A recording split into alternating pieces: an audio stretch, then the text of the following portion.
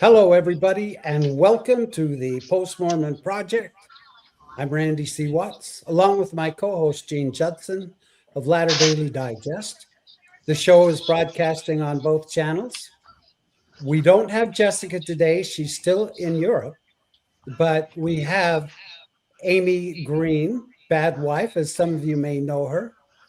And we're so happy that she could come on and substitute for Jessica. Amy, how was your week? It's good. I just got done taking a really hot bike ride. I'm exhausted. It's really hot in Utah. I don't know how you do it. I don't either. I was hoping that Jessica would also show up so that we could show that our expanding host group is beating the Mormon missionary expansion. We would have gotten a 33% increase. What a great segue, Gene. If you could have saved it for a half hour from now. Anyway, you've got a lot of noise happening and it's just booming. So yeah, Amy, you can mute your mic until you're ready to say something. I think I'm hearing Curtis talking to kids really clear. Yeah, he is. He's a helpful dad. That's good. With super bad dad jokes, just to warn you. If he ever pops on here with me, he's got some really bad ones. Well, good to know. Do you know where the mute button is, Amy? Yes, I see it. Okay. So if you want to push that while you're not speaking, just because I hear a TV going and kids and stuff, that's perfect. Now it's quiet. Great. Now we can go to sleep. Yeah. You got to stay awake though. Okay. And when you speak, be sure and take that mute off. Yes, I have deaf challenges with deafness, so I can't hear things you guys can hear. So thank you for telling me. You bet. Gene, how was your week? So the week is okay. Michelle's still dealing with the aftermath of my mother-in-law passing. So she's been like a whirling dervish trying to figure out how to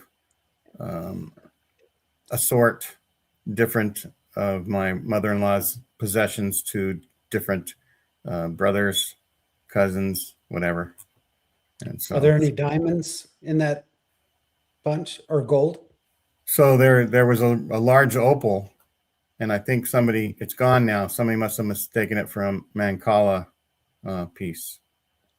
Well, if the diamonds and gold shows up, it's mine. I claim There you go. Okay. Because you were here, you could have lost it. Well, that's the thing. That's what I'm saying. And it could have bounced over to my mother-in-law's house. Just a few blocks away. She was a very clever thief. I'll give her that. Well, that's good. I mean, that's good that we're all three of us, alive and well and happy. And I had a great week myself. Yesterday, I was planning on just preparing for the show. And my son messaged me and said, "Hey, Dad, me and Gabe, his son, we're going fishing. Do you want to join us?" So I went fishing. I hadn't been fishing forever. And I went fishing and had a freaking blast. And I felt pretty safe because that's my Navy SEAL son who's a rescue swimmer and all that. So I figured, well, if I'm going to be out on a little rickety boat with someone, it should be him. Because he's strong enough to grab us both, his son and me, and swim with one hand into the shore. Well, there's that. Okay. Had a great time. I'm glad I went. There's been a lot of news in the week regarding the Church of Jesus Christ of Latter-day Saints, otherwise known as the Mormons, to which we have no affiliation. Although it's possible that the church, in a way, sponsors our show. If you see an advertisement for Mormon missionaries, usually sister missionaries, it'll say sponsored by the Church of Jesus Christ of Latter-day Saints. That means I made a penny, if you see that. Oh, so oh, wow. What would you do with it all?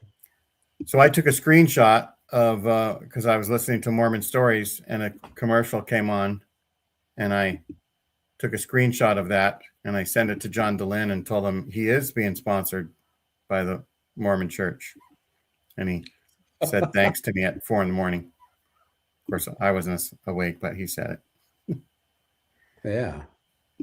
Well, that's cool. How many missionaries do you suppose there are out right now, Gene? You know, what a missionary is kind of changed in the last dozen years or so.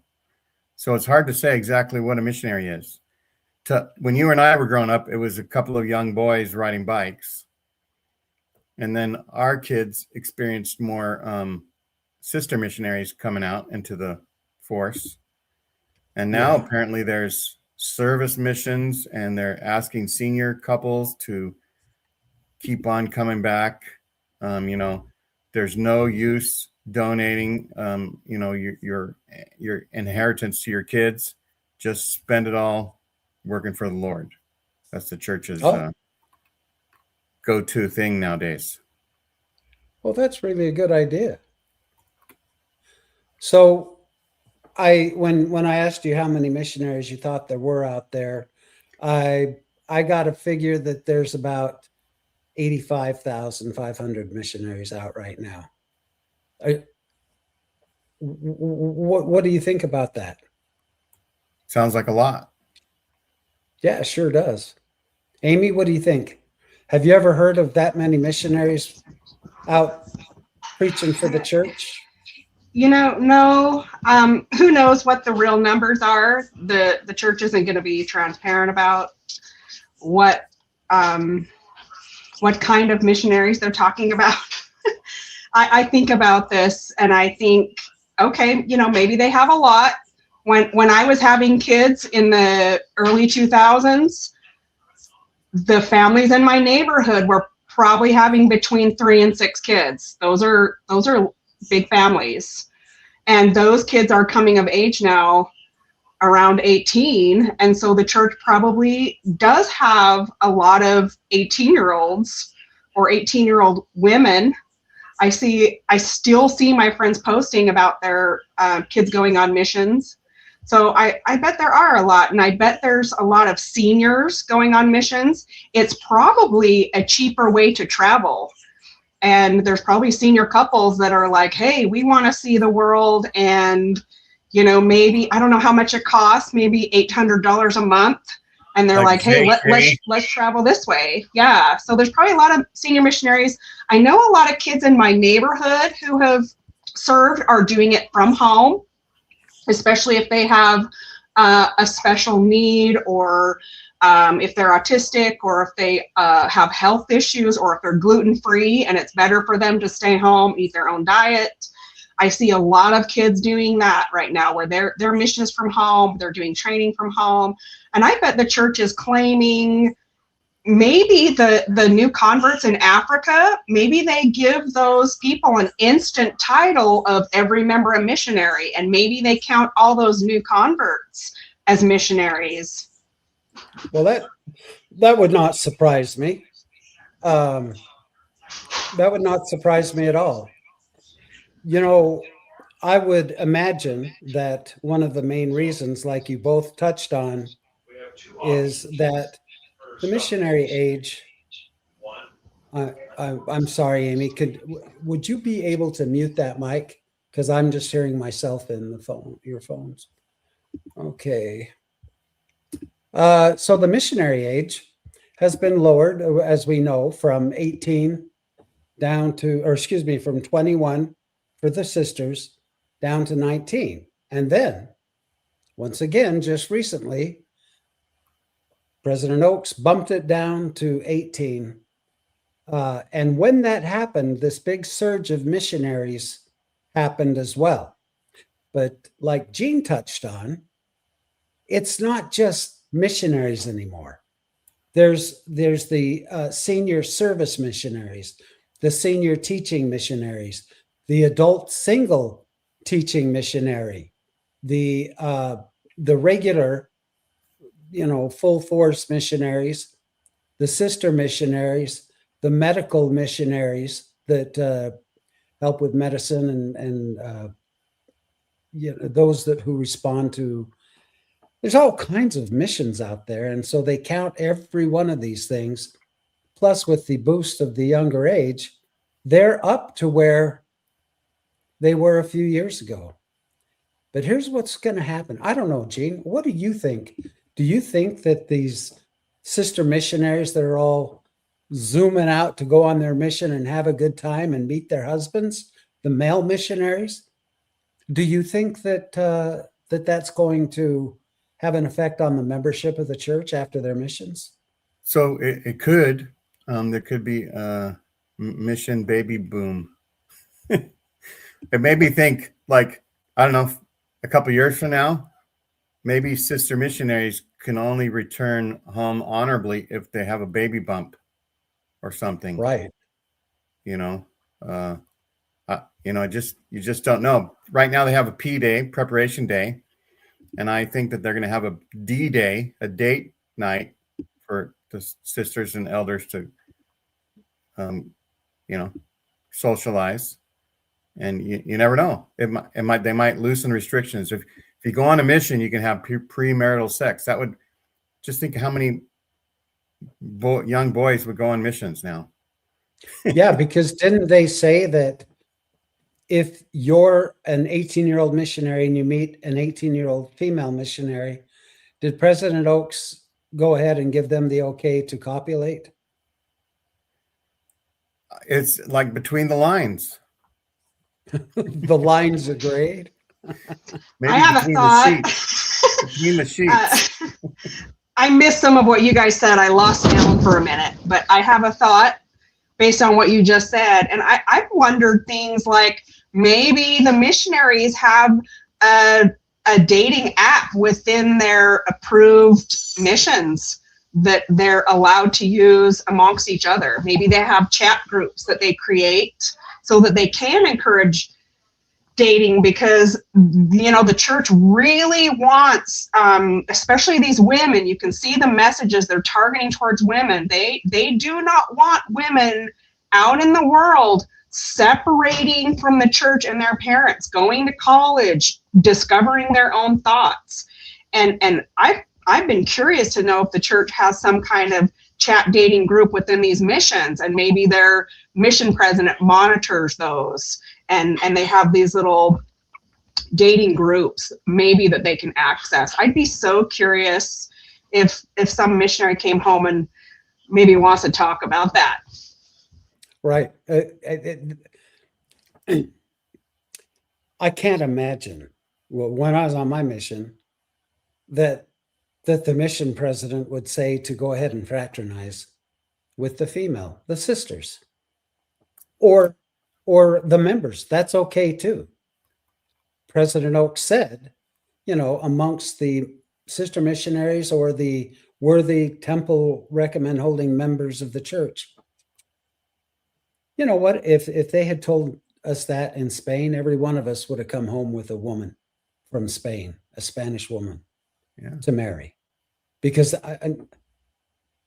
that's just what we thought we were supposed to do. Get married as fast as it is. I came home and got married right away and had my first baby within 9 months of my marriage date. So I don't know how we could have gone quicker and done more righteous, but right. Yeah, so I'm trying to think of the dating app for missions. Instead of Grindr, it could be Binder or something like that. Because you remember taking a binder with you everywhere. Right. Well, that's clever, Gene. I kind of wanted to just share this real quick. Speaking of binders, can I interrupt just a second? Speaking of binders, this is a great segue. Thank you, Gene. That was awesome. What was I doing when I was 18? I've thought about this. I was selling overpriced binders and paper at Franklin Covey. And I was selling products I didn't even know about or care about, but I was learning, the basics of how to be a salesperson and how to be organized. I don't know if Franklin Covey's still around. There was a really weird book about 7 habits that I was supposed to read that as an employee. It felt really culty, so culty to me that I couldn't finish it. But I was doing really basic things at that age of just learning skills in the world and how to function in the world. And I knew even at age 18 that a mission was awful, that it was not something I wanted to do.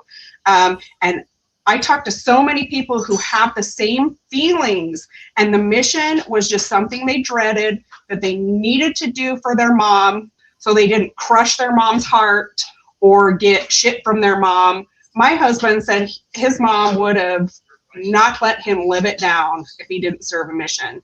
What kind of pressure are these kids going under?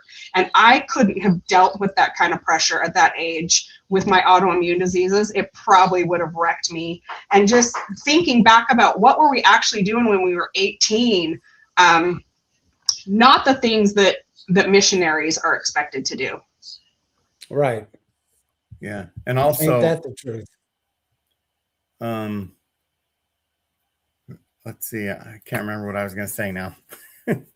Well, it was probably very important. Tim Rathbone's comment, Eagle marketing, although I was thinking marketing like Wascally Wabbit, Elmer Fudd would say it.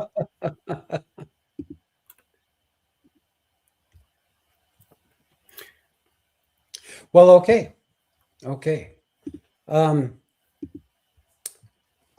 You had a cool slide you were going to show us.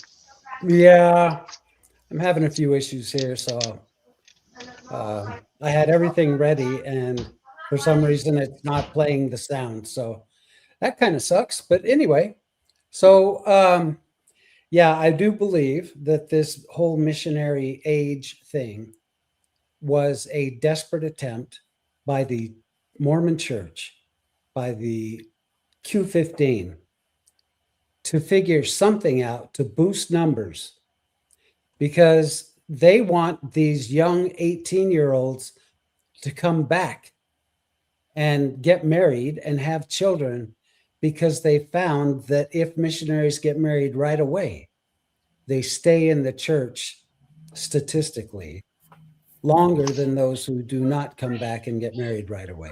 They don't want anyone going single, because then they're tempted to actually have sex, or maybe, Gene, even masturbate.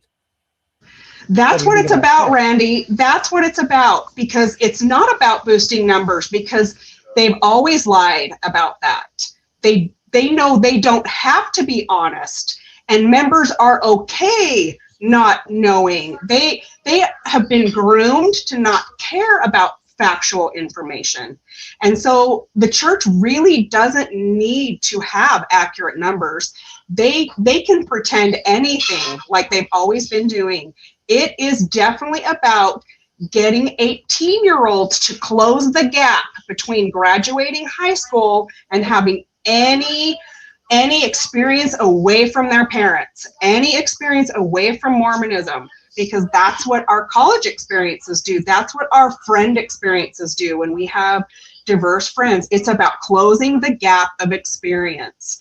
They can lie about the numbers all day long. They can invent and inflate, and they've always done that. Lying is so easy for them, and members are comfortable with the lying.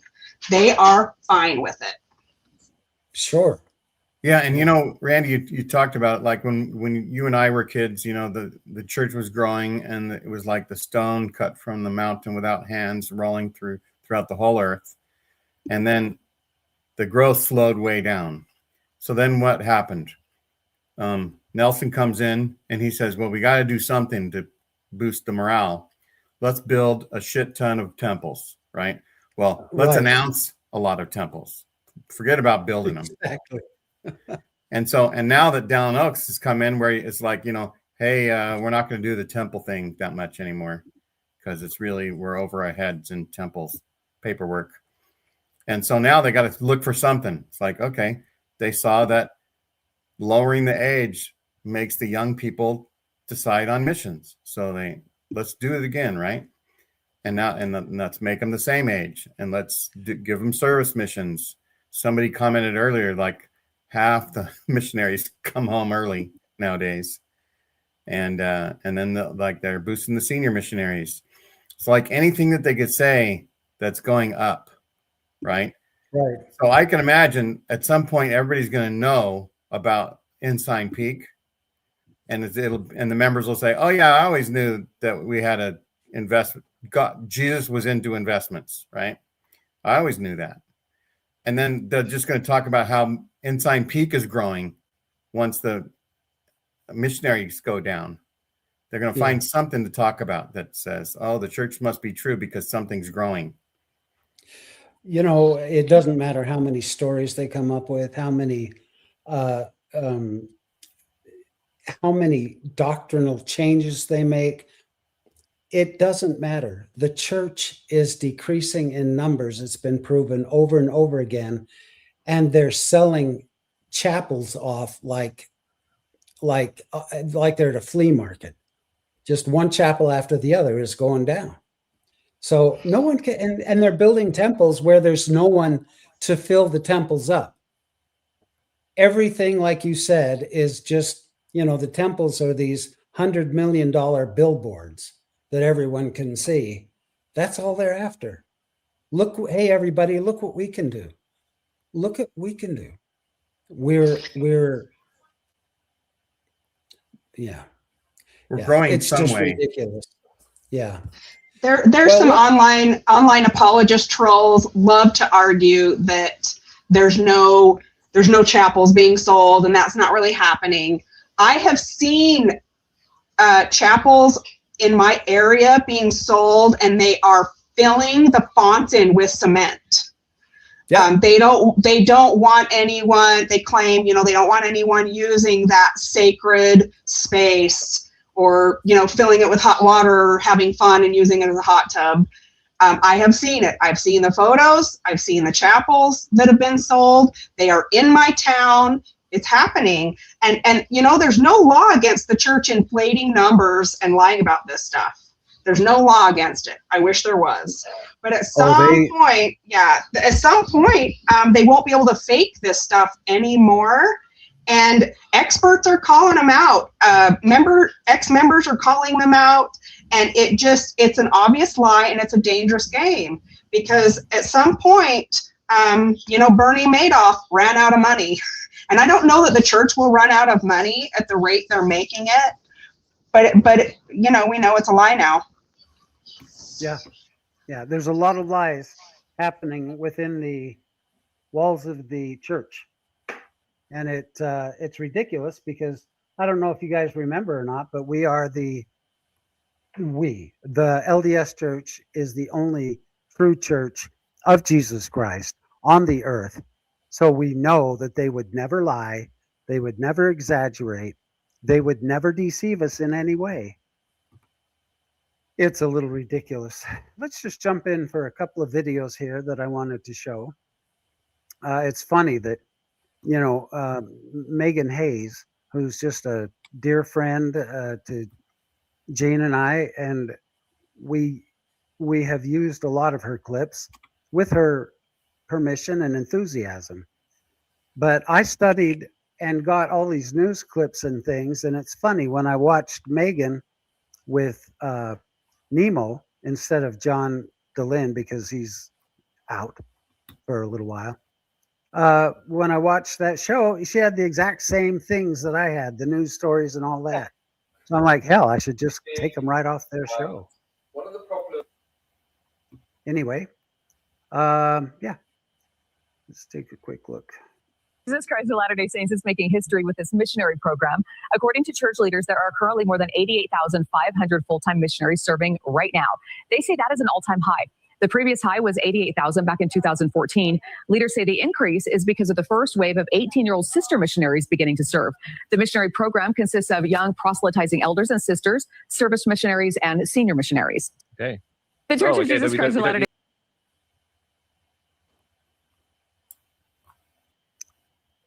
So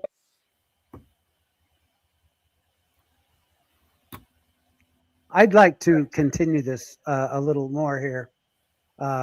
Gene, can you tell us a quick joke while I set something up here?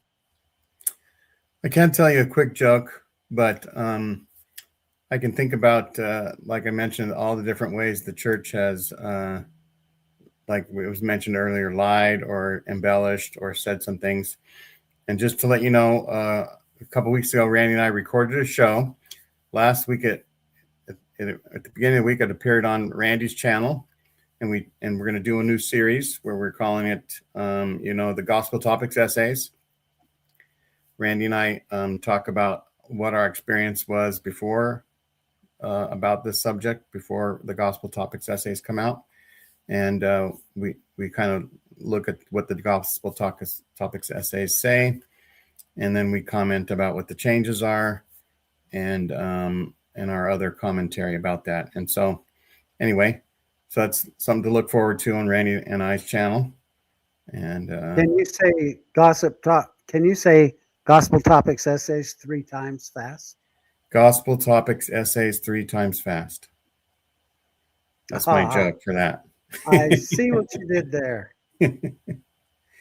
Yes, Gospel Topics Essays are a mouthful. I wonder if they even thought that would be good as a strategy. Probably. Okay. Let's go to our next little clip here. I want to play a little more of Megan Hayes, because she takes time to do the work to figure out how honest these things are. So I'm going to jump over to them again.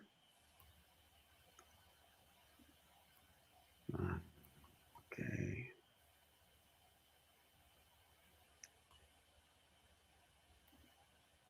Okay.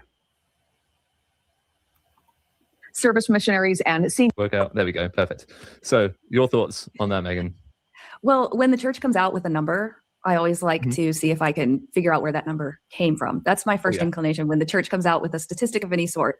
So when I saw the headlines over and over and over again, what I wanted to know was, where are these numbers coming from? Mm-hmm.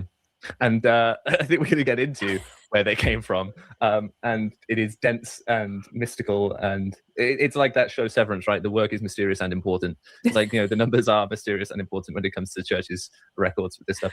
But we have Monson here in October 2012.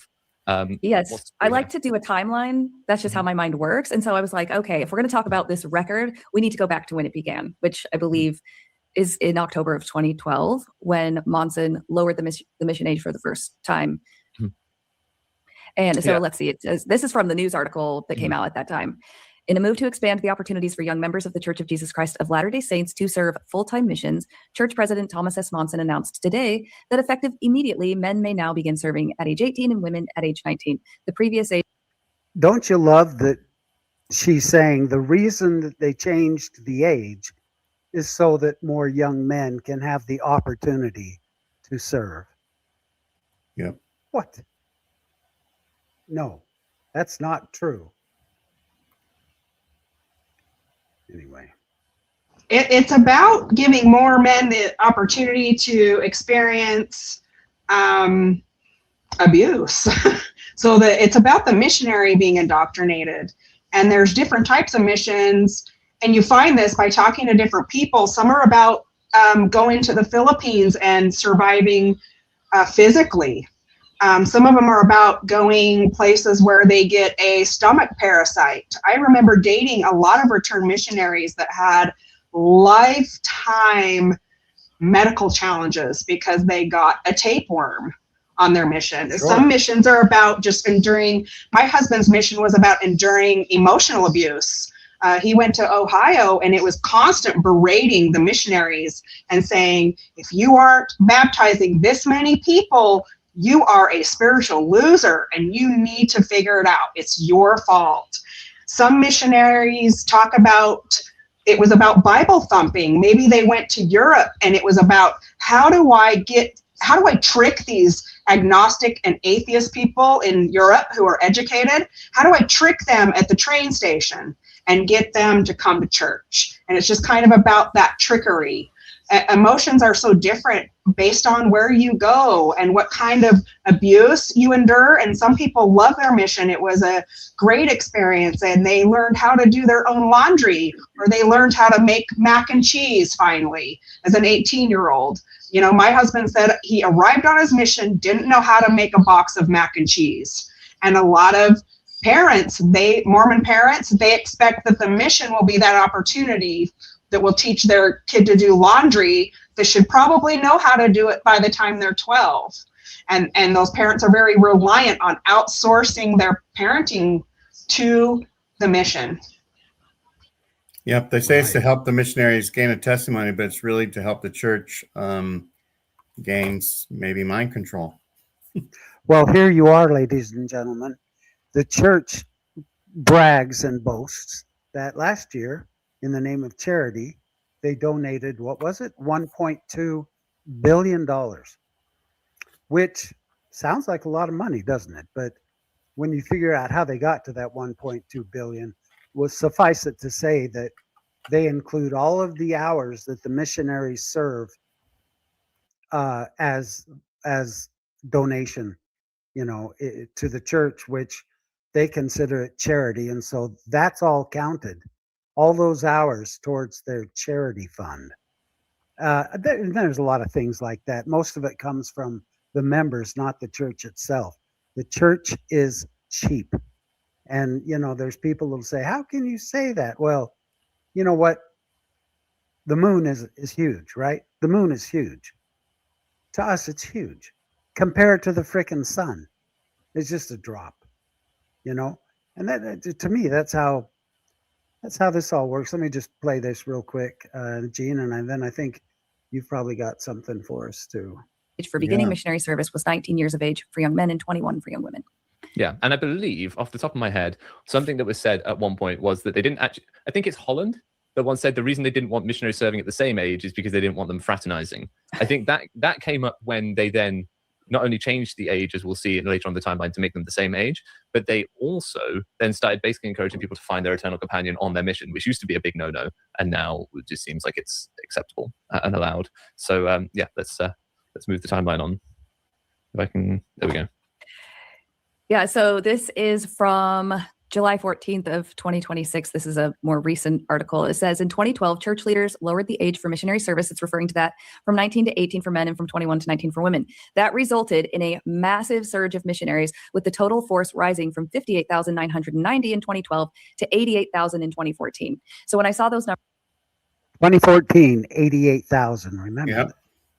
Numbers, I continued to be very curious about what that looked like, because that is a huge surge if what they're claiming is true. It's not exactly surprising that there would be a big surge, because that drop in age is significant for women. Any woman that wants to pursue her education, dropping it from 21 to 19 kind of allows them to do a similar thing that the young men were doing. They'd go to college for a year, right, and then defer, go on their mission, then come back. So it really did open up the door for more people to serve. I'm not sort of doubtful about that, but I think This is about testimony. yes. There we go. Right. So we So I started looking at statistical reports, which used to be, I think, a bit more transparent than they are now. So the statistical report from December 31st of 2012 said they had 58,990 missionaries. And that's what was talked about in that news article. And then if you go a year later, it does say there are 83,035. And then a news article, so this wasn't in a statistical report. I had to dive through news articles from March 31st of 2014, because when they lowered the age, reporters were really interested in what was going on, what the surge was going to look like. So in March of 2014, reporters pressed the church and said, okay, well, what are the numbers now? And that's when the church reported 85,039. So from December to March, it had gone up a couple thousand. Okay. And then the 88,000 number comes up. And that number I looked for in statistical reports all over and never found it. The only place I found it was in Thomas Monson's conference address and other people's addresses from that same conference in 2014, where he mentioned over 88,000 missionaries. No actual number was published. Now, that to me sounds like the sort of number that gets kind of floated around the church office building. Like, that's the sort of thing where they go, oh yeah, there's over 88,000 missionaries serving now. And I was like, wow, yeah, really, that's really cool. And then there's no detail to it. They just keep handing it out. The church's lack of transparency over the years thousand number came out. Yeah. But the statistical report from the end of that year, Mhm. so this is going from October to December, says there were only 85,147. What did they lose? A couple thousand missionaries in a couple of months. It's a strange number, and I could not figure out why there was that discrepancy. They take people's passports off them, right? They take missionaries' passports off them. They can't go anywhere. How are they losing 3,000 missionaries? And this is about to become a theme that these numbers are so opaque. There's What do you think so far, Miss Amy? Oof, it's. I think it's another way the church uses to distract, to be like, look, we have the numbers, we have we can show you, and it's just it's the man behind the curtain. It's about creating a production to make it look like the church cares about statistics and charts and graphs, and that they've provided that stuff for the members. But it's just so fake. And maybe some of those numbers are accurate. There probably are a lot of missionaries right now. There's probably a lot comparative to how many members there are. But like Jean said at the beginning, missionary work looks a lot different. What are they actually doing? So some of you know this story because I wrote about it. I went to a bird sanctuary recently, and these guys were giving everything they had to care for wounded birds, and a goose there was missing the top part of its beak. And they're trying to help these birds thrive and survive. And the University of Utah, I think, is working on a prosthetic beak right now for this goose. And I saw it in the news, and it took me back because I had just met this goose. And the guys that are doing this bird sanctuary, they have nothing. You can tell they have absolutely nothing. And the day that I went to this bird sanctuary, so my son could volunteer there, I walked out and just saw missionaries across the street loitering in their white shirts, doing nothing. They were not doing anything but loitering around. And just the stark difference of the young man I saw caring for a goose who's injured, trying to raise money and change the trajectory of prosthetic fixes for wounded animals, and just these missionaries doing nothing. And there probably are a lot of missionaries, but what are they doing? And maybe it's unfair to sit and scrutinize what an 18-year-old is doing. Yeah, like, I'm trying to be woke about that. I'm trying to not expect too much from an 18-year-old, but it's something that we need to consider. What kind of skills are missionaries really getting? Are they just learning to be annoying?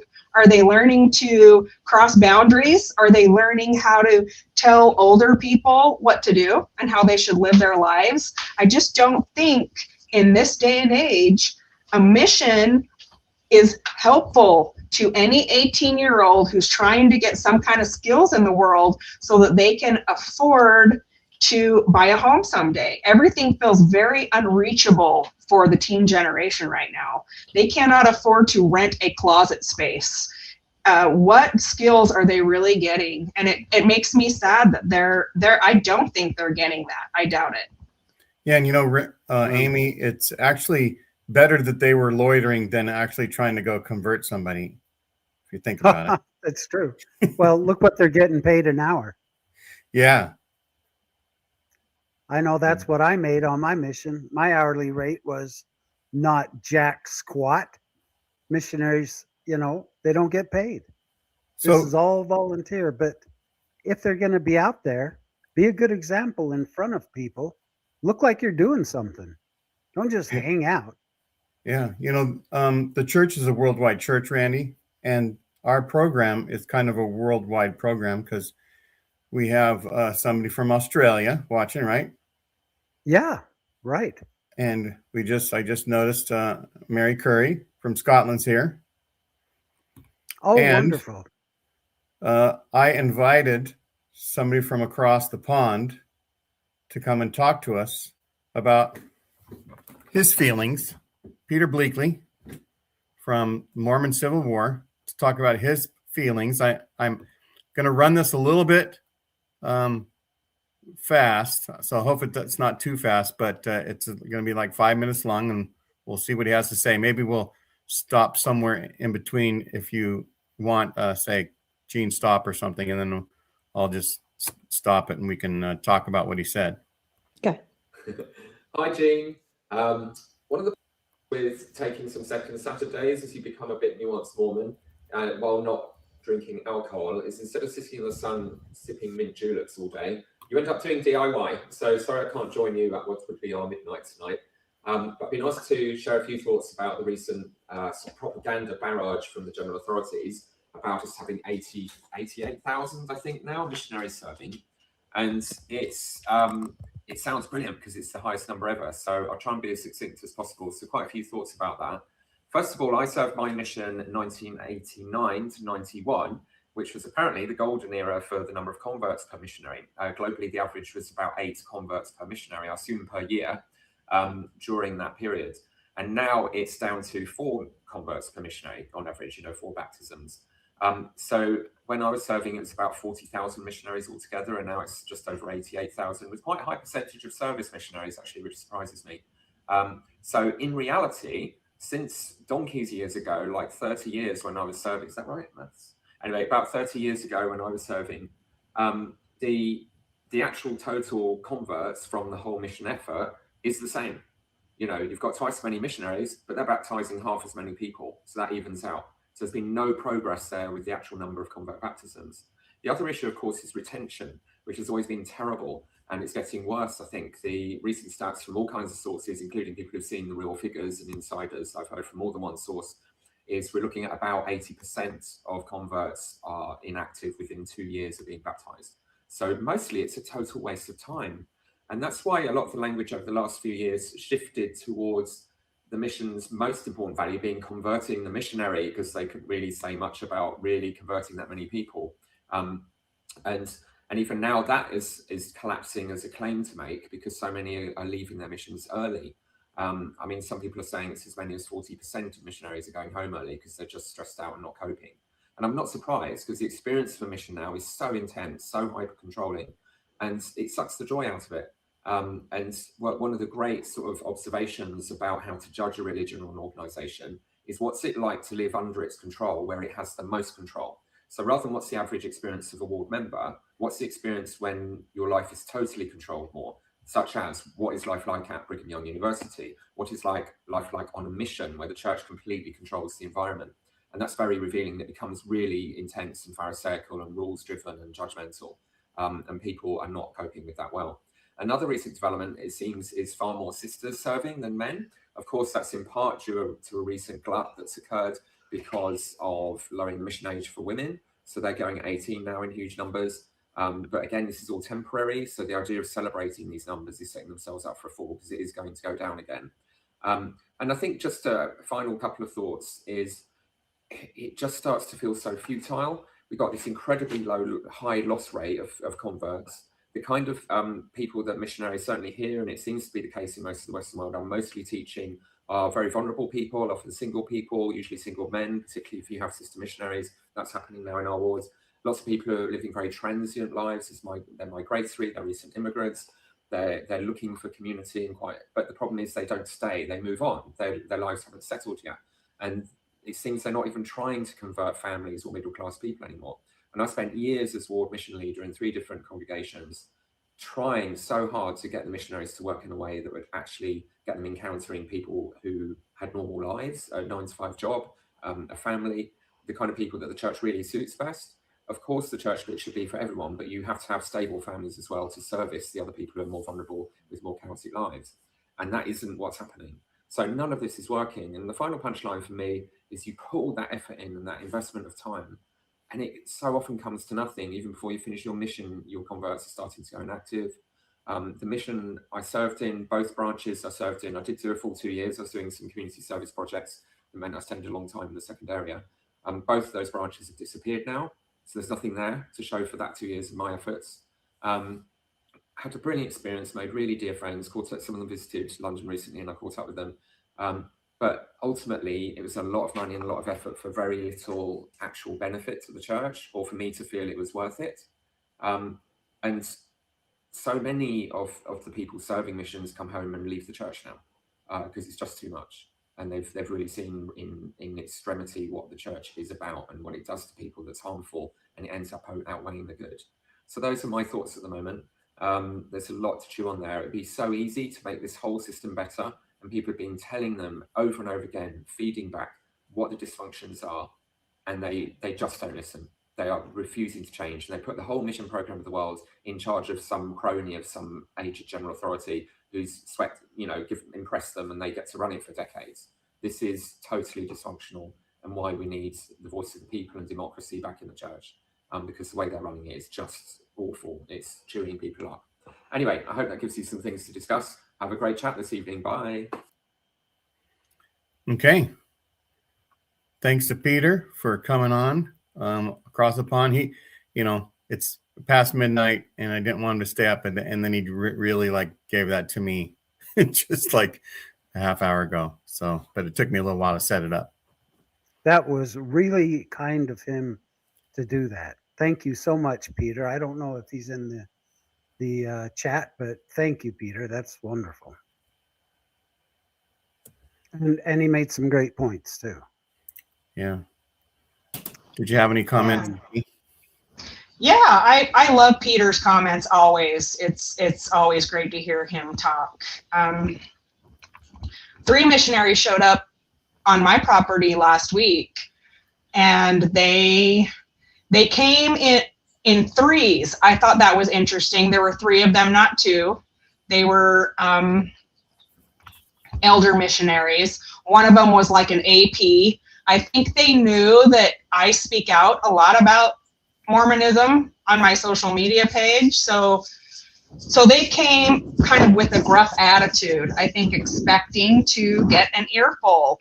And I was in the garage loading dirt bikes, getting ready to go play out in the desert.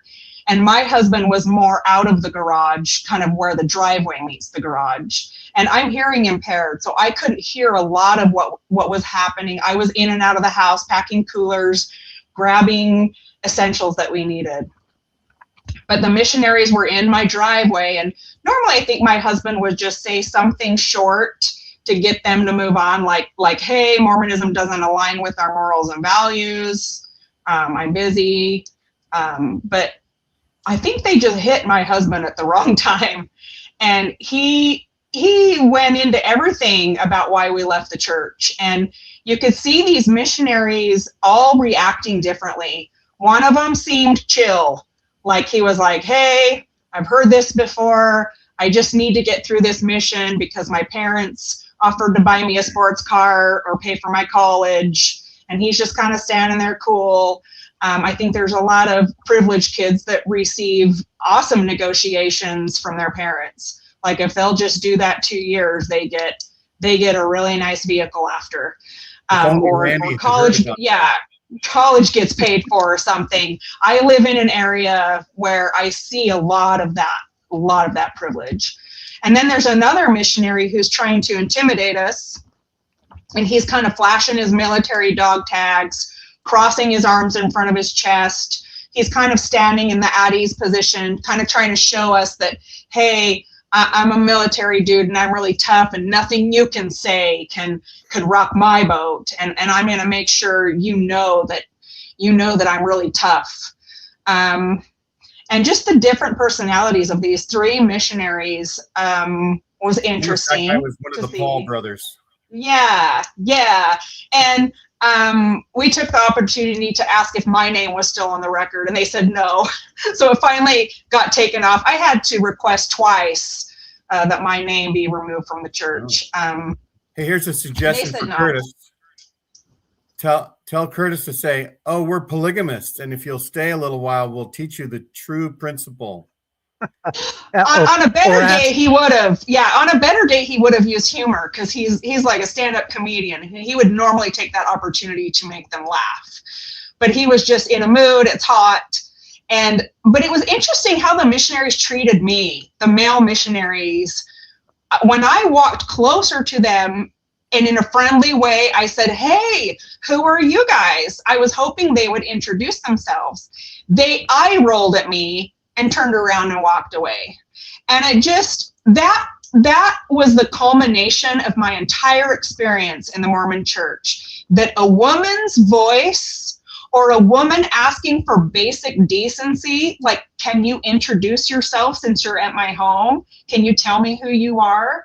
And I did it in a friendly, cheery, welcoming way. I was hoping to offer them water or a soda or anything they might need. But they just rolled their eyes and gave me that look of, you're a woman, nothing you have to say is important. We didn't get you to want to come to church, so you're a piece of shit, and we're not going to tell you who we are. And that just felt really invasive, because they're on my property and they're selling religious pest control, and they won't even tell me who they are. And that just felt like such a slap in the face. That was my experience as a Mormon woman. Nothing I said was important, even when all I asked for was basic decency. Tell me who you are. And I don't even deserve that. Amy, if you ever encounter that again with a Mormon missionary, lean in and say, "What was your name?" And look at his name tag and say, "Do you pronounce that dickhead?" Just leave it at that. You know, there's no need. There's no need for anyone to be like that. And I want to slap him up the side of the head. Especially Whether- a nice Christian Mormon. A nice Christian Mormon what? A nice Christian Mormon shouldn't say something like that. Shouldn't have that attitude. Oh. Right. Yeah. I mean, I'm ultra annoyingly woke. I am a snowflake, as snowflakey as you can get. So I generally approach things with a lot of compassion for these guys who would probably rather be dirt biking on my dirt bikes that Like I'm a testimony loading. meeting. Yes. I feel that pain for them, that they are out here doing something so awful, so unfun, so uneducated, super, super uncool. Like, no one is admiring 18-year-old boys. Like, I don't look at 18-year-old boys and admire them. And it shocks me how many of my friends, they put their missionary on social media to brag with their mission calling photo. And I sit and I think, are you wanting people to ogle and admire your 18-year-old boy or your 18-year-old daughter? Because that feels weird. And I'm not admiring young teenagers yet.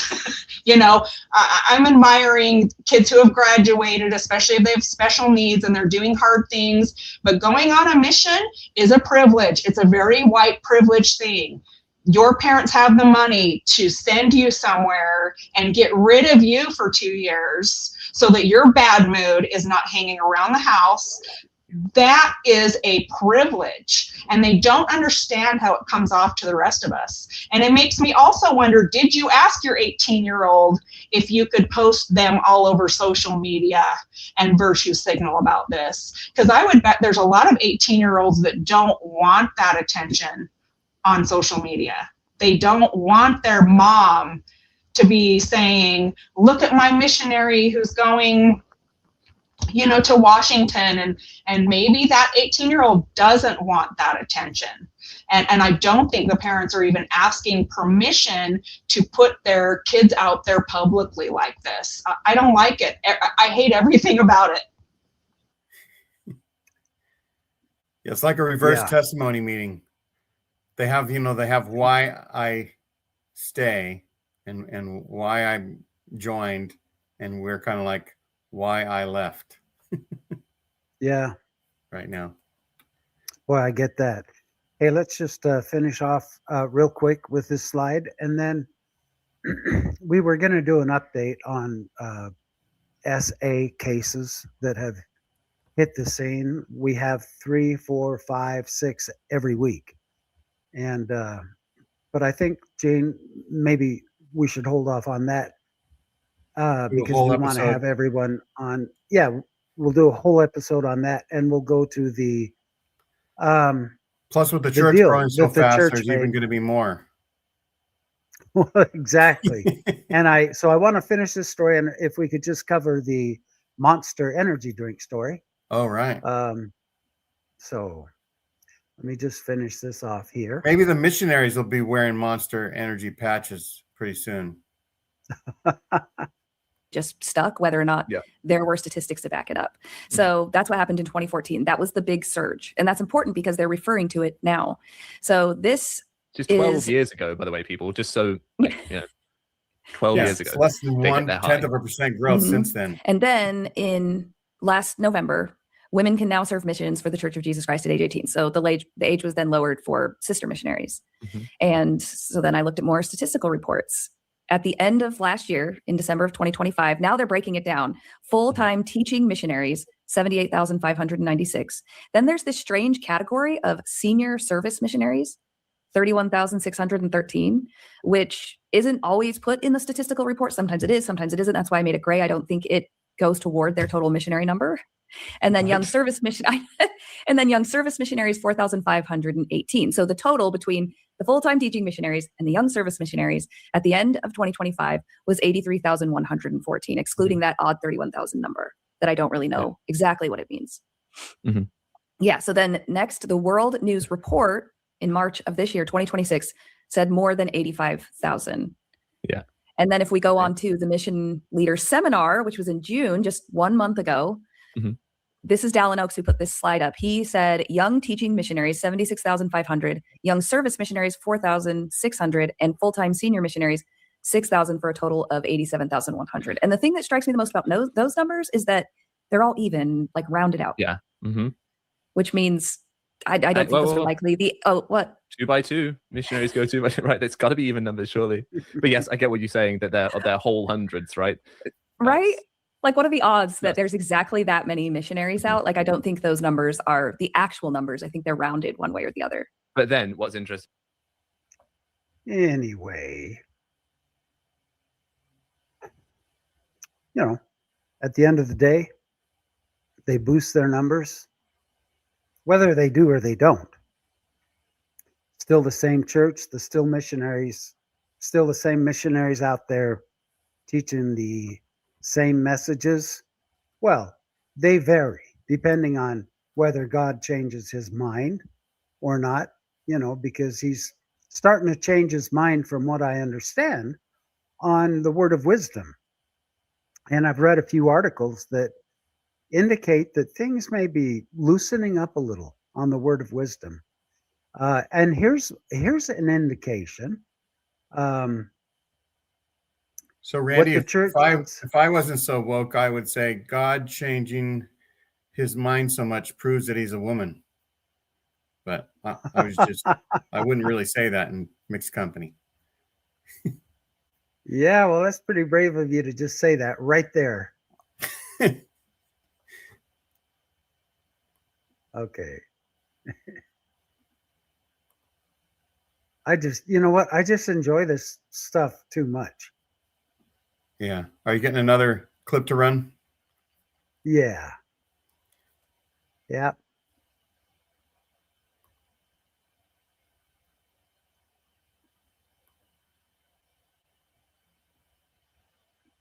Monster energy drinks and BYU, did they go hand in hand? Well, they do now. As this headline says, the Big 12 has just signed a deal with Monster Energy to sponsor them, right? So BYU players will now wear the Monster Energy logo on their uniforms. There'll be Monster Energy signs on the field.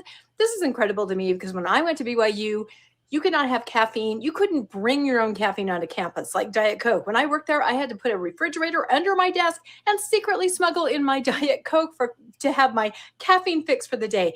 This is just so interesting to me that now it's perfectly fine. Monster Energy, full of caffeine, full of sugar, a simple cup of coffee. What is it that Julie Beck said? That one cup of coffee that kept an entire family line out of heaven because of one cup of coffee. One cup of coffee is so much better for you than a Monster Energy drink. It's just going to be interesting to see this pivot and maybe the church will change its stance. I got to push How about back a that? little bit. I got to push back a little bit on that, just because you can't say 1 cup of coffee is healthier, because there are people who legitimately can't have coffee. It's rough on their stomach. I mean, not everyone can power wash their intestines with coffee, and it can cause some real problems for some people. But I would think in general, it's a totally acceptable food for most people. And I even have a soft spot for caffeine and energy drinks. I was diagnosed with type 1 diabetes at age 10. And back then there were not a lot of foods I could have. And I remember doctors recommending Diet Coke for me at age 10. So I was addicted very early to diet soda. I call it Karen Fuel. It's my favorite drink, just to have a Karen Fuel on ice. And there's a lot of ADHD people where caffeine is helpful to them. Yeah, not everyone can access healthcare and medication. So a Monster Energy drink might be the thing that gets them through the workday, especially if they have ADHD. So I think we have to be careful saying what's healthier or what's better or not okay for people. I don't dare go into that territory. I just don't. But I do agree that it isn't the most healthy item that we could be constantly putting in our bodies. And drinking fizzy drinks over decades can really cause intestinal issues. And a lot of the problem with those Monster Energy drinks are not even necessarily the caffeine. A lot of them have additives that are not processed well, especially by white people. A lot of white Mormons have an MTHFR gene mutation where we don't process B12 into folate. And so you can get a lot of those additives that are added in these drinks and supplements that will cause toxicity in your body. And we really need to understand our DNA and what we're consuming and what additives are in stuff. We need to label read. And if we're going to attack this monster drink situation, let's get at it through the right angle. But I get where Rebecca's coming from. I love the work that she does. And I do like that comment that, 1 cup of coffee is probably going to be less life-altering than a lifetime of downing monster drinks. But, I suspect the church has stocks in Monster Energy drinks and cola products and all the things that they've told us for years not to consume. They've been making money as investors and partners in those industries. And I wish Mormons would take a look at it. I'm not a scholar. I'm not awesome at math, but I can do that math, and I can look at charts and graphs, and I can look at information. And I really hope women especially don't just accept that answer of, oh, you're too dumb to understand this, or you have to be a statistician in order to understand where the church's money is going. No, we can do this basic stuff. We can figure it out together. Amy, I think I heard you say that you don't think that coffee's really bad. I mean, unless it's bad for your health, but I mean, any condition you have. But in general, you don't think that coffee's really bad. And I have someone who wants to disagree with you just a little bit. She claimed that the Lord will not keep me out of heaven for a little cup of coffee. But because of that little cup of coffee, she could not qualify for Temple Recommend. And neither could those of her children who drank coffee with her. She claimed, I can't help but crack up every time because I know it's coming. She says she couldn't enter into heaven, and then she breaks into tears. And neither could her I don't take advice. I don't take advice from these women, and one of the reasons why is, if you will notice, all these female speakers at General Conference, they have I don't think it's a nice haircut because I don't like their style, but in their world, they probably have an expensive haircut and color. They are always wearing jewelry and, you know, nice clothes that maybe came from the dress barn or something where they spent some money. It's not my style at all, but they are, you do not see women who are missing a tooth. None of them are missing any body parts. I don't even know if I've seen any of them wearing eyeglasses or thick eyeglasses. None of them have a visible hearing device or anything that would make me want to take what they are saying and believe it. They're a certain kind of woman who's dishing out advice, and it's just such incredibly dumb advice. And it's always coming from that particular woman. You will never see a woman at a general conference who is not really well put together with, they're never going to have any special needs, no visible special needs. And that right there should be a clue to us that these women are just, the only thing these women are for is to try to balance the scales a little bit so that the church can make it look like, yes, we let women speak too, but they're never saying anything of value to women. And of all the messages she could share in this world to help women, she's going to talk about a cup of coffee. And that just makes me angry. Of all the help and advice I could have used as a young mom or as someone navigating the world with special needs, that's the advice she's gonna dish out to me. And I'm not having it. Right. You know, Jean, when you were growing up, we didn't have them. Amy, when you were growing up, would your parents have a problem with you drinking Monster energy drinks? Probably. My parents didn't have an issue with soda. I'm not sure. That's a good question. I do know that they won't come over to my house now because I have a coffee maker. My parents will not come to my house. They are that offended because there's a coffee maker now in my house. Oh, that's too bad. Oh my gosh, that's unbelievable. I know you've told me that before, and it's just like, whatever. It's too bad that you can't repel mosquitoes as easily as you can repel TBMs, right? This is just a quick little TikTok that I saw amongst these 3 Mormon kids. I just had to chuckle at it because, oh my gosh.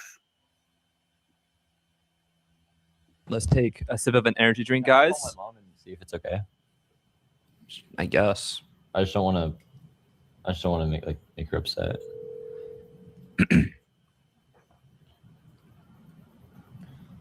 Hello?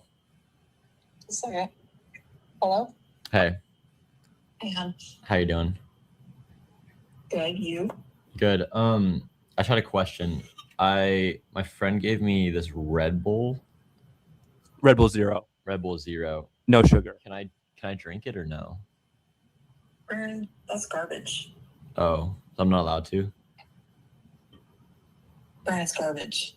Okay. I won't drink it then, I promise. Just say no, Brandon. Let's take a sip of an energy drink, guys. Call my mom and see if... I just think that's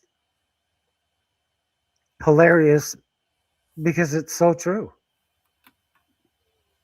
You know, like you were saying, Amy, the church tends to choke on a gnat but swallow an elephant. You know, they're hung up on things like a cup of coffee and the right handshakes.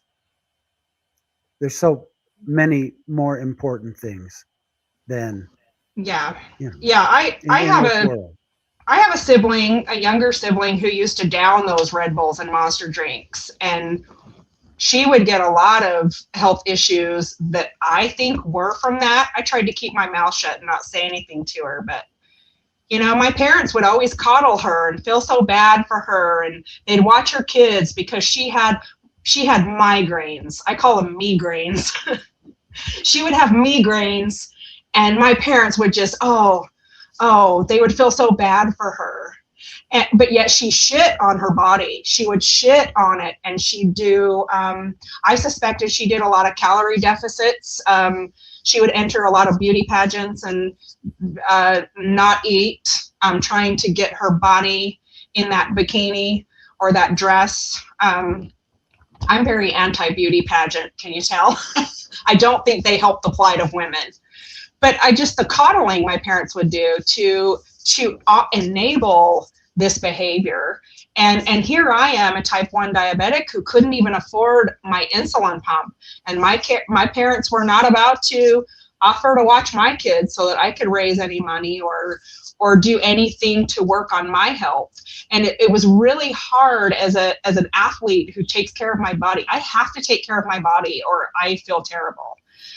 To watch my siblings shit on their bodies, but yet get all this coddling from my Mormon parents. But they stayed Mormon and they did all the right rituals, and so they deserve that coddling and that codependency. And it's wild. It's wild how Mormons will do whatever suits them in the moment, and then they. I see them trash on their bodies really hard, and I think it's sad. You don't like pageants. I probably shouldn't tell you then that next week I'm going to be in my first ladies body sculpting competition. I've offered to show my cleavage before. I think it was last week, Gene. No one took. I'm salivating, Randy. I am salivating. Yeah. All righty. Well, anywho, we would love to have our listening audience come in and join the panel.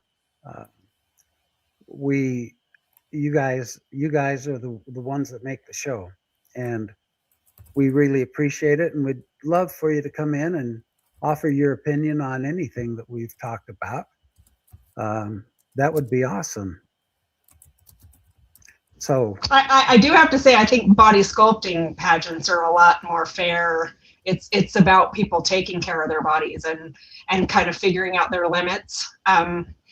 That's different. That's a totally different category. Yeah, that's true. So, I only know I just put in the chat the link to Randy's channel. So everybody open up another tab, go to Randy's channel, hit the like button so Randy can get more views. He's closing in on 400 subscribers. And then I'll also post the StreamYard link. Hoping it works. I almost have as many subscribers as my son. I think he's got 400. That's 5 million. That would be 400,000. He has 5 million, right? So yeah, he's up there. He's got millions. So you and him together are 5 million and 300 something. That's right. 5,396,000 to be exact. But who's counting? Yeah. But it would really make me happy if any of you would please subscribe to my channel. Take a look at it anyway. Take a look at it and see if you'd say, hey, these videos look pretty cool. I'm going to be part of this growing crowd. There's Diamond Dave saying yo to Diamond Dave right there. Hey, buddy. Yo, how's everyone doing?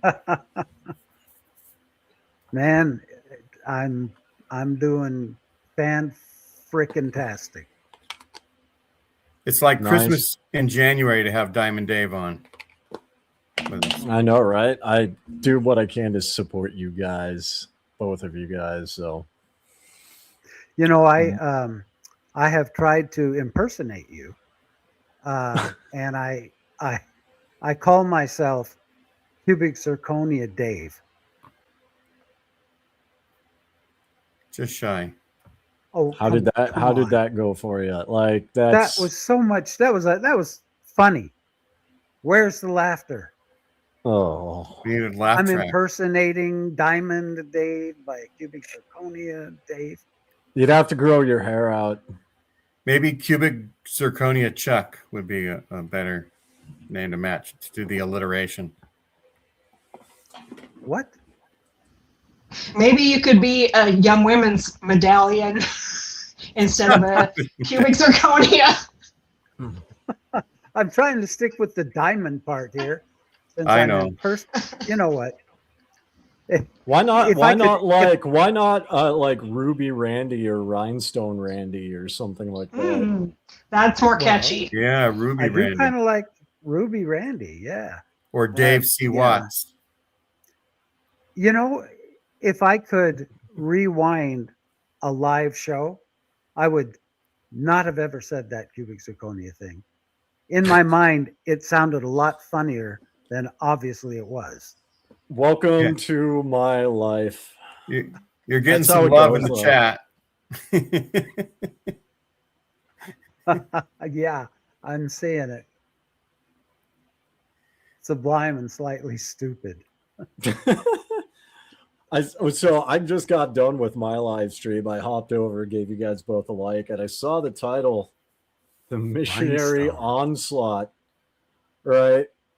And it's interesting because I've seen videos of that being like Rebecca did a video, I think, where like missionaries, this was like maybe a year ago before I moved here, but she's talking about how missionaries were like driving by people screaming at them, right? They're getting like more aggressive. And then I was on an XJW podcast and I had heard rumors that like Mormon missionaries and Jehovah's Witnesses would get into fist fights over territory, right? And I called in and I told about those, those rumors, and they actually verified it. And they said that their son was was doing like his publishing or whatever it calls their preaching, and like their son got in a fist fight with missionaries because they were in his territory. Well, it's obvious whoever won that fist fight would be representing the true church. We So call that the we laying don't on of believe- hands. Yeah, exactly. I mean, right? It's Do it just in the wild name of how heaven. like ridiculous it's getting. Really, like, have you guys? I mean, I'm assuming you guys played some of the TikToks that missionaries are now doing, right? I'm assuming yeah. you guys did some. Yeah, a lot of it's just like really cringe. Like, do you need a friend? Jesus can be your friend. Come to our church. Study Well, and with a lot of the female missionaries, they are doing a lot of ads where they do a close-up photo kind of zoomed in on the chest area. And we are kind of pointing that out and saying, please don't exploit these young women. And the missionaries, whoever made the ad, Any the more than you missionaries already probably are. didn't. Yeah. But they'll use language about how they are offering services. And that can sound so sexual. That can sound, like if you are. So you mean it's like studying yeah. Jesus with a happy ending? Yes, and go hard for Jesus and all the innuendos. And then when we point it out, people get mad. Mormons get mad and say, "Oh, well, you're sexualizing these young ladies." And it's like, no, the church is sexualizing them. They are focusing on their chest area, and they're getting very large, busted missionaries who are really cute, really pretty, and you can tell what they're doing in their marketing. And those of us who are aware do not like seeing these young women exploited in this way. And how dare we speak up though? Well, a lot of you're them are talking doing it about- themselves. Go ahead, Randy, and then I'll go. The one you're talking about, Amy, the one that really kicked things off, she's wearing that tight sweater dress, right? Kind of purple color. Long dark hair. I mean, not that I. And that's fine. I want her to wear that.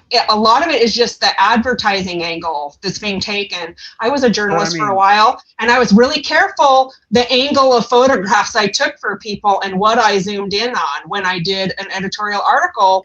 I didn't want anyone to ever feel exploited by the photograph I took of women and children or marginalized people that I was writing about. That photograph is really important in the message it sends.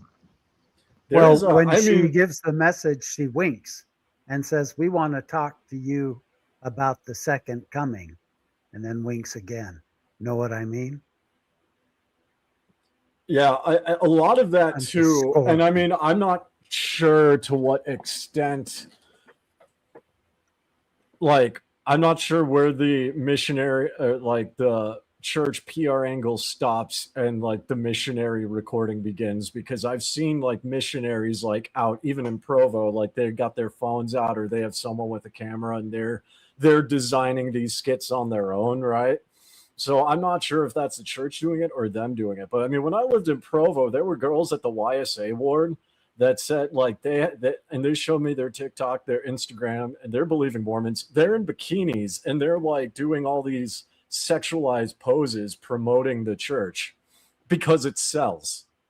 And one girl said, "Yeah, I went on a date, I've been on dates with 20 men in the past month and I all got them to church," and she's bragging about it. Right. So I don't, it's an interesting angle. And I mean, I definitely do agree that the church exploits people and exploits missionaries, especially with labor hours.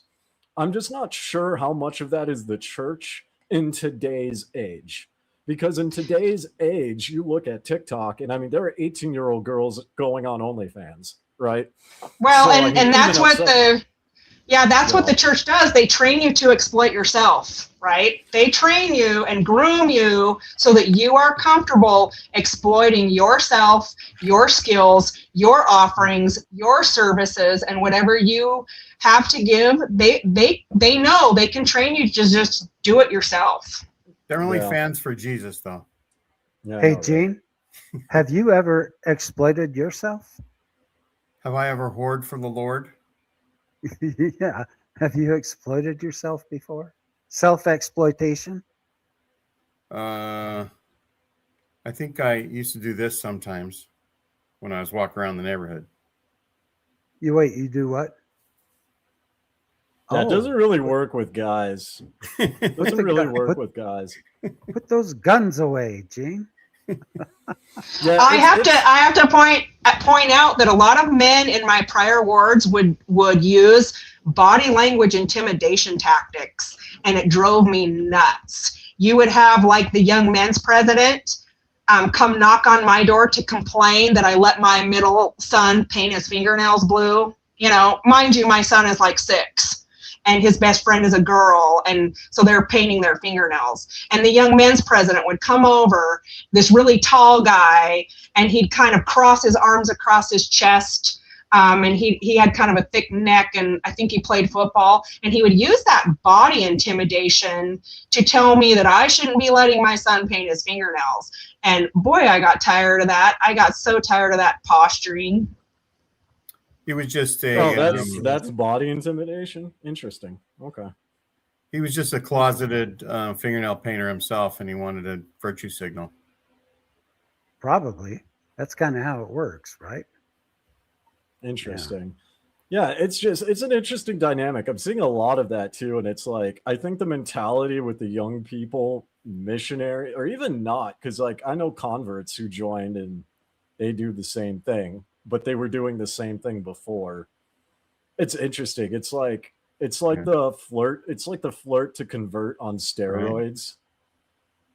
Right. Yeah. And I mean, like you can even watch. There's I mean, she dresses modestly, but Mimi Bascom, one of the church's influencers, right? She even talked about like in her early days, when she was before she got married and had her kids, where she and some of her girlfriends were on the live joking about how they would like get dates from men, Mormon or not, to talk about the church for free food. And they basically just said they were using the men, which I thought was kind of funny. The church has to, compete with Cornhub. And so they're going for the same customer anyway. I know, right? Oh, maybe. Either way, it appears to be working. So that's It's sad, but it's also kind of hilarious because it's like, okay, we're just doing church only fans is basically what we're doing here. Like, that's what the church has come to. Well, and Mormons will care about modesty only when it suits them. I have a sibling who, when their daughters were younger, they had so much money. I mean, this sibling is a billionaire. So her kids were always dressed to the nines, so cute. I mean, Mormons love dressing their kids like dolls, like little Scandinavian dolls. And so my little nieces and nephews in this rich family they were always wearing the cutest stuff. And I remember there was a song that came out, I want to say it was Alex Boyer. I don't want to throw him under the bus if it wasn't him. I think it was. And he partnered with some BYU student, I think, and they made a song about modesty. And it was so cringy. And this song was flying around social media, and they were singing about how the girls with sleeves are so much better to date, and those are the girls we want to take to the dances, the ones that have modest dresses. And this song was just such a flop. Mormons loved it, but everyone was screaming, "This is so gross. This is crazy." Such a dumb song. And I made a social media post about it, of course, and made a rant about it. And my sister was so angry at me. She's like, modesty is so important, and you don't have daughters, so you just don't understand how I need my daughters to follow these rules. And I'm thinking, I understand what it's like to be a girl and a woman. I know. And I think we should let girls wear what they want to prom. Like, we should not be telling them that they're less smart or they're stupid or they're not the preferred girl to date if they don't wear the right dress. That is so petty. And my sister and I had a knockdown, drag out fight about it. And my sister stopped talking to me over it. Well, then as I watched her daughters get older, as soon as those daughters were 16 and 17 and dressing themselves, they were wearing Daisy Dukes and their butts were hanging out of their shorts. And my sister changed her tune. Suddenly it was okay for her daughters to wear whatever they want because they were cheerleaders and they were popular and they could put the chemical tanning lotion all over their body and it was a good thing. Suddenly it was good. And so I've lived this life where I've watched Mormons, they only care about modesty when it's somebody else, you know? If it's somebody else they can judge or chastise, then they care about it. But if it's their own teen daughters and they want their daughters to be popular, then suddenly it's a non-issue and we shouldn't bring it up. Touche. Absolutely. Yeah, definitely. The masturbation, I know we jumped on that. Big problem. But apparently the general authorities of the church, when Gene and I were little, didn't know that women masturbated. But certainly they addressed the priesthood holders, the young men, the deacons. And I just want to play you a little clip. I know I did on Tuesdays with Tim, and High Demand says we bring it back. I wish to explain something that will help you understand your young manhood and help you develop self-control. When this power begins to form, it might be likened to having a little factory in your body, one designed to produce that substance that can generate life. As you move closer to manhood, this little factory will sometimes produce an oversupply of this substance. The Lord has provided a way for that to be released. It will happen without any help, nor without any resistance from you. Perhaps one night you will have a dream, and in the course of it, the release valve that controls that little factory will open and release all that is excess. Okay, that's okay. That's the little factory talk. I've not heard that being a convert, but I literally thought the next words out of his mouth after he said the Lord has a way for you to release that would literally be your future wife. Like, that's what I was expecting with how the church is. He's like, oh, okay. Well, yeah. Yeah, and that really bothers me when they don't use proper anatomy words for anything. He's going to call it a substance. We're going to call male bodily fluids a substance, making it sound like it's a drug or something. And, you know, my parents could never talk to us about our bodies. They couldn't say the word sex. They had to use the word relations. I knew nothing about my body. I knew nothing about menstrual cycles. I remember when I started to get some body hair, I almost had a panic attack. I'm like, is there something wrong with me? I did not know I was going to get body hair. And the trauma that creates in women who don't see that coming and they have zero preparation for it, it's toxic and terrible. It's evil. Well, and it's all legalese too. It's, I mean, listening to that, even that statement is legalese because semen is by definition a substance. Grammatically and technically, it is a correct term to use. But to your point, they don't go beyond that because then you have to explain everything that goes with it. Yeah, so substance is just close enough to where you can define it and have it be grammatically and technically correct. But you also waive that liability of having to explain everything about it. Well, he's talking to a lot of boys who may not really understand what he's talking about. You know, and when you use language like that and you're calling things little factories, does every little boy understand that? I don't know.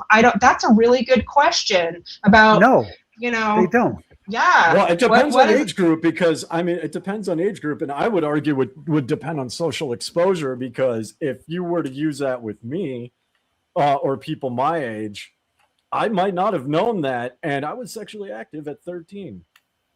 So. You know, I mean, it depends on exposure and like what the individual does. So you could talk to teens who are sexually active or even, you know, some of the teens I went to high school with 13, 14, who had gotten people pregnant and dropped out. If they were ladies, they dropped out of high school. I know a couple of those. When I was that age, reference anyway. My primary producing factory was natural gas. Dave, Yo. I just wanted to take a moment and congratulate you for being sexually active at 13. That's normal.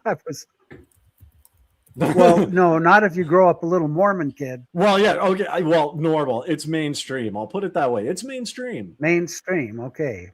No. If you're not a Mormon, chances are you probably have. Interesting. Yeah, my husband always says any kid in a bishop's interview, especially boys, if they say no, they haven't masturbated, they're lying. They're lying. I mean, it's maybe not the case for everyone, but you know what? The bishops that are asking the questions, trust me, they masturbate.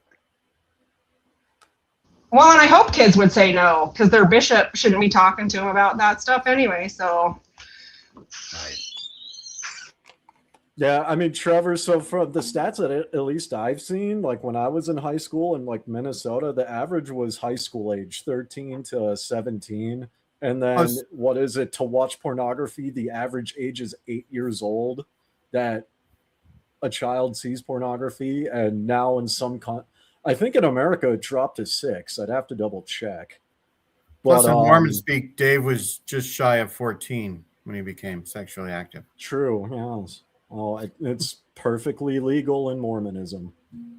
Well, and when it's not normal is adults and children, and that's where I really get so creeped out by the church telling me I'm supposed to admire a 14-year-old farm boy when there is nothing to admire about a 14-year-old boy.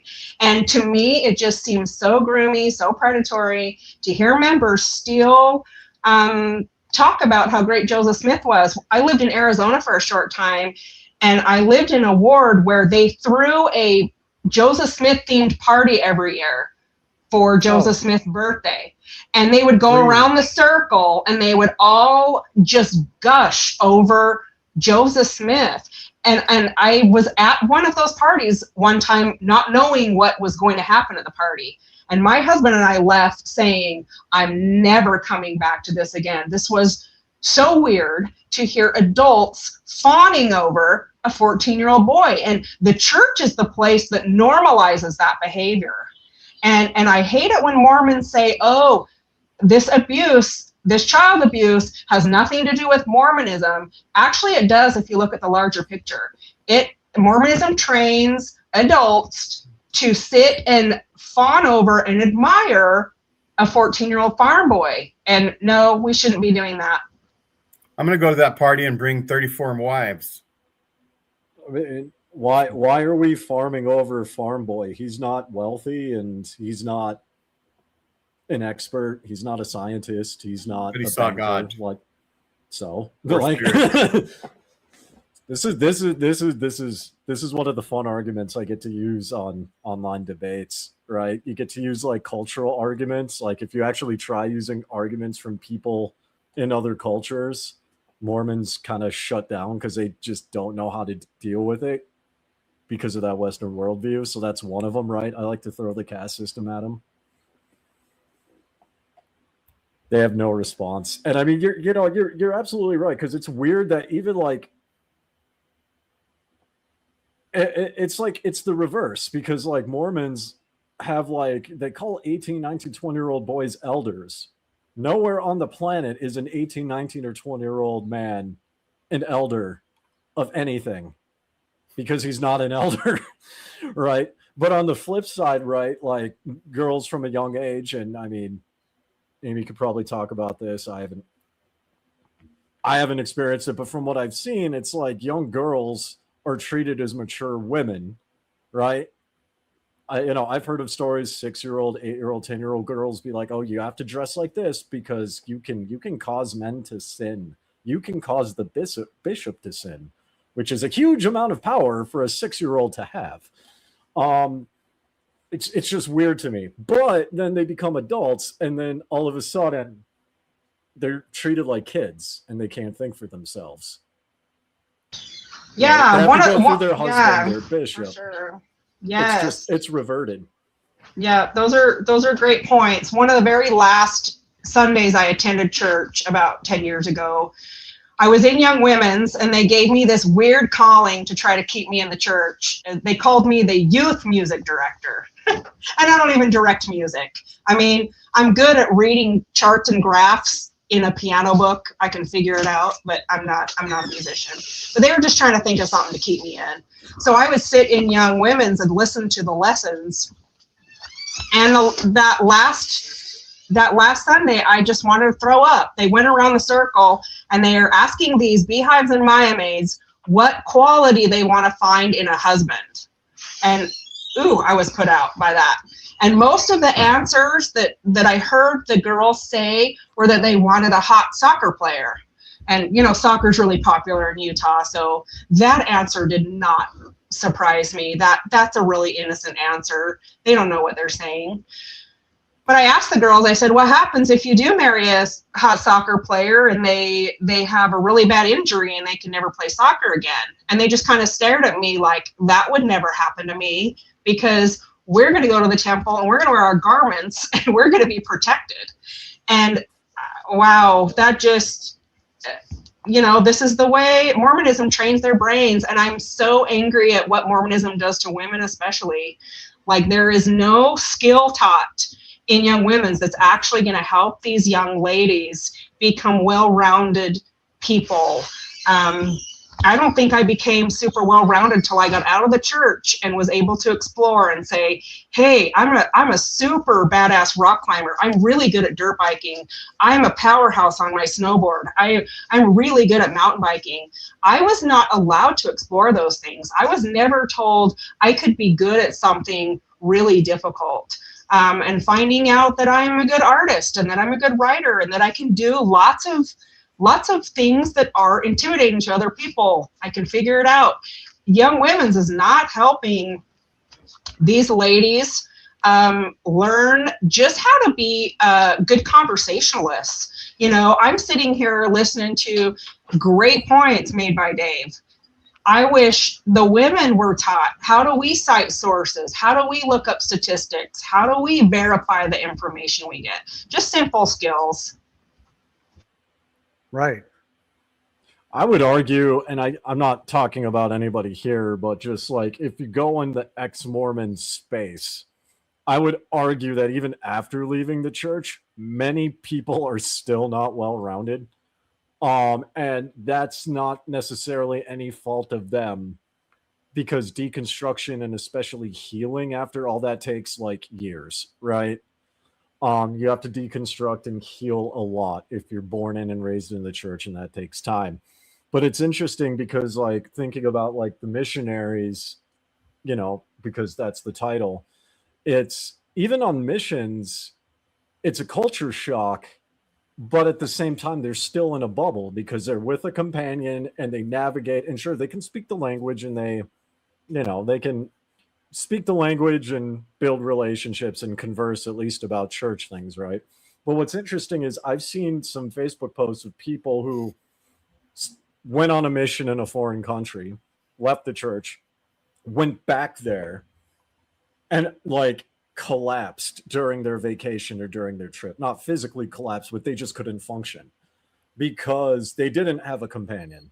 Yeah, they could speak the language, but they weren't fully aware of the politics. They knew some bits and pieces of what's polite and impolite in the culture, but they didn't get the nuance, right? Because their whole focus was focused on how do I convert people?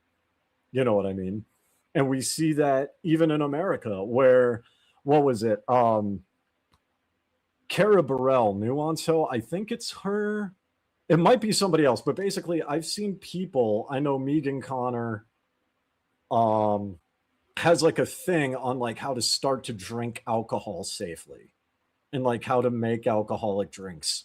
And I've seen other people who have left the church who are like making classes on how to order coffee, right? Basic things. Do they have any classes on adultery? I don't know. I'd have to look into that, actually. Be a fun family activity. You know, I'd like to coach people coming on coffee. That's what I'd like to coach them on, because if they follow my advice, they'll say, damn, this stuff is good. Coffee? Yeah. Coffee's overrated. Someone is commenting and saying, hey, I'm not well-rounded. The church really effed me up.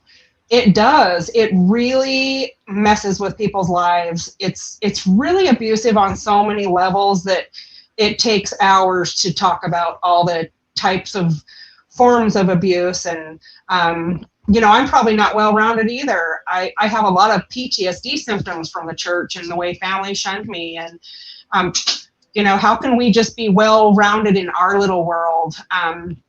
And I like that this person admitted it. It's like, hey, I'm not well-rounded. I love when people come forward and say, hey, I have so many struggles from what the church did to me. That's really brave. That's gritty. That's admitting where did the church mess us up, and it's okay to feel like you're boring. You're probably not. You're probably a super cool person that we'd want to hang out with.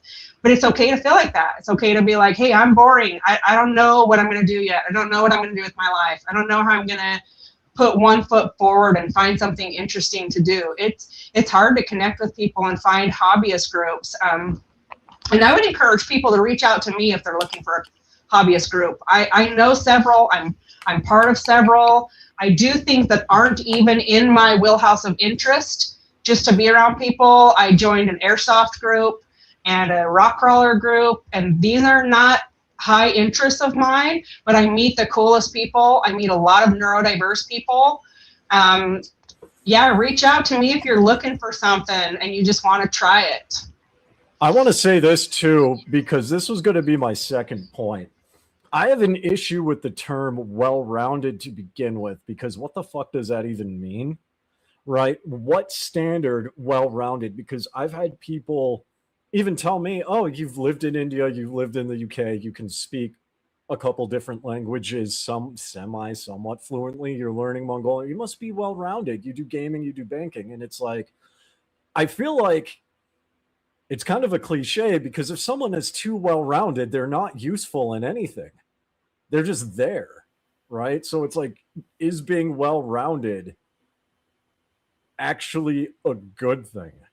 I've been gaining Because, weight, I mean, so I can be well-rounded. I mean, yeah, and I mean, I don't know, because and I'm looking at this from multiple angles, but I mean, I do gaming, right?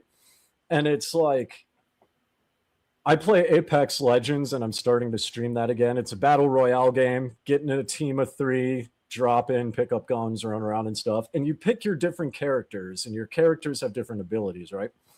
And one thing that I've noticed that I feel like applies in real life is, if you look at all the players who are well-rounded, they can play all the characters. They lose 100% of the time, because the characters are designed to do specific things for specific situations. You know what I mean? They lose 100% of the time. They don't get kills, they don't get wins, but they're well-rounded.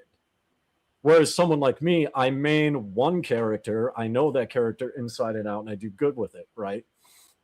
And that's why I get invited on teams and things like that. And I feel like it's almost better to not be well-rounded, right? I feel like, because I mean, if you look in like professional fields, like, I don't want a well-rounded neurosurgeon. I want the most autistic person you can find, who is obsessed with the human brain and cannot function outside. Like, I don't care if he like poops his pants when he sees a woman. I want that guy. You know what I mean? I'm that kind of banker where I know a lot about banking. Ask me about things like patriarchy or emotional empathy or anything else. Zip. I know nothing. I focus on finance. So you say you make a good bishop in Mormon land. Yeah, you know probably nothing about real life. But I feel that's what it is. So if you're saying you're not well-rounded, well, hey, if it works for you, keep it up and do it more. Hello, Jay. Welcome, Chuck. Hey, hello. Chuck. How are you all doing? Hello. How are you doing? Good. How are you doing, Amy? Hey, and Randy. Good to have you, Chuck. I'm trying to respond to you, Dave Diamond. That's what it looks like to be well-rounded. You asked what's well-rounded? Yeah, how you doing, Gene? He's in shape. Round is a shape. So he's in shape. That's me. That's not AI. That's me. That's not AI. That's me. That's before I lost all my weight. That's just before the turn of the century. Yeah, pretty much. You could be the poster boy for Monster Energy. Randy's going to be the poster boy for Monster Energy. We might have a problem then, because with my streaming and my gaming, I'm actually trying to get sponsored by Sting energy drinks here in Mongolia, and they compete with Monster. So let's have might have a Chuck, problem there. Let's have Chuck tell us what he thinks about some of the topics we've been talking about. This is quite different. I'm Jim McMahon coming into the spot. I'm a nut, and yeah, it's quite weird. And I'm speaking of that, I see one of the people that's I see he's mission president in LDS. I remember him. Your former athletic director at BYU, and played with the San Francisco 49ers, Tom Homo. I see he's mission president, and my I see area. Yeah, right there in your area. I was about to point that out. You're right, Gene. Right there in the California Bay Area, and also I see Danny Ainge is a bishop, and I watched him play in the NBA. And I said, yeah, it's hard me just to wrap my finger around that the stuff that you all just talking about, how they are about that. They speak out against sexual things, but the thing about it, I just think about what just happened with this guy, Wally Christopherson, with his situation, and you going and messing with children and all that. I'm hearing this. It's kind of like I'm hearing about the Catholic Church and just not just them, many other faiths. I've been hearing just coming up with reports. I didn't mean to go a long time.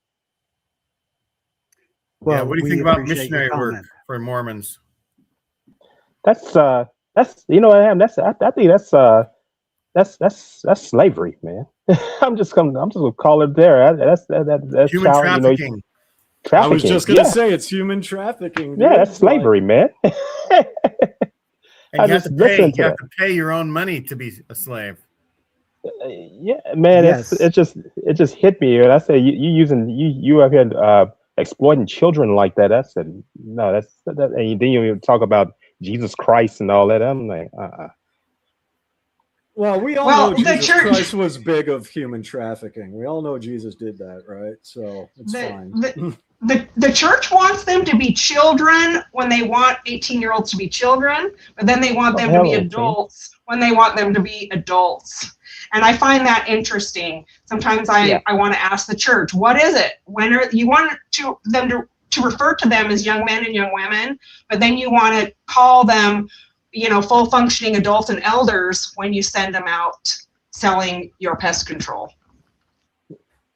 you all, that's what happened. I just been sitting back, just listening to you all, and I just hear that. I said, yeah, Lee. I said, and they up here doing stuff. It's kind of like when you're hearing about the stuff about the Epstein situation. It just goes through you, and you start hearing that, and then you see you hear the hypocrisy as well. I just listen to you all speak about the things going on in there. And I said, gosh. Well, the really funny thing, and it's interesting you brought up Epstein, because a couple days ago I was in an argument with someone on Facebook about the church abuse situation, and then he threw out we have, we have the gold standard, the stereotypical responses, and then he's like, we're not like Jeffrey Epstein. Just randomly, and I'm like, you don't do cannibalism? Good job. I'm proud of you for not being cannibals. Like, it's a really low bar here. Hypocrisy. Like, it's insane. It's insane. Don't knock the cannibal thing until you've tried it. That's all I'm gonna say. Yeah. Well, it's about going, hey, Hallie. It's about being informed. That's what reading. They said reading is fundamental. Yeah, Randy, do you like humans with good taste, or the ones that taste good? What I don't like to eat are clowns because they taste funny. That's right. How boy. do I ban Randy from his own show? No, I'm just kidding.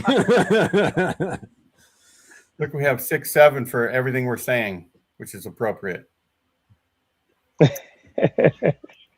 Oh, it's 6-7 night. Hey, you guys brought up Wade Christopherson. I got a little bit to say about that when you're ready. Let's have. I'm ready.